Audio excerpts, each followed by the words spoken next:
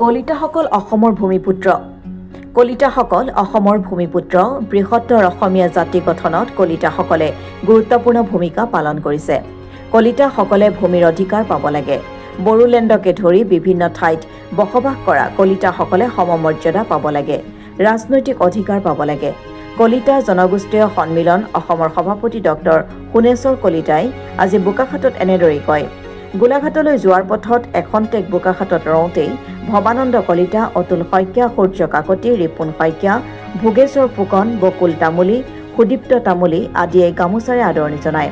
প্ৰসংগক্ৰমে কলিতা জনগোষ্ঠীয় সন্মিলন বোকাখাত জিলা সমিতি শক্তিশালী কৰাত গুৰুত্ব আৰোপ কৰে।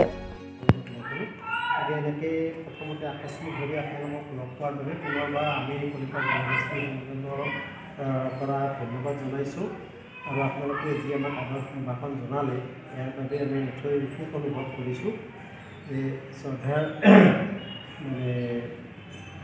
গোলাঘাট জিলা এটা মহকুমা এইটো বোকাখাত উপজিলা হৈছে।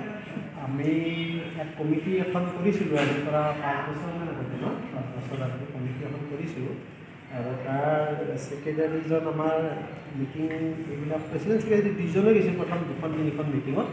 তাৰপিছত ছেক্ৰেটাৰীজনে যাব আৰম্ভ কৰিলে। লাষ্ট আমাৰ অধিৱেশনত তেওঁ কিবা ঘৰুৱা এটা অসুবিধা যাব নোৱাৰিলে।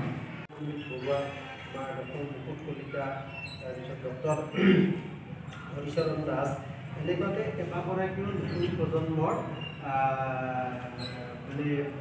যুৱকে আমাৰ কলিতা জনগোষ্ঠী বুৰঞ্জীবা 1228 খ্ৰীষ্টাব্দৰ আগৰ যিটো বুৰঞ্জী আছিল সেই বুৰঞ্জীটোক তেওঁলোকে পুনৰুদ্ধাৰ কাৰণে চেষ্টা চলাই আছে আৰু তাৰে এটা 2-4টা আমি আভাস পাইছোঁ।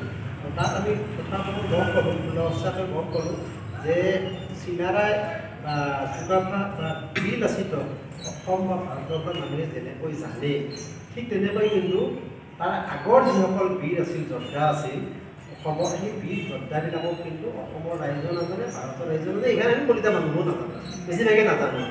যেনে পিঠু, মহাৰাজ পিঠু বুলি ক'লে, মহাৰাজ পিঠুনো কোন আমি বেছিভাগেই নাজানো। কিন্তু এতিয়া পিঠুৰ কথাটো আহিছে লাহে লাহে যে লাচিতে মোগলক পৰাক্ৰম কৰাৰ আগতেই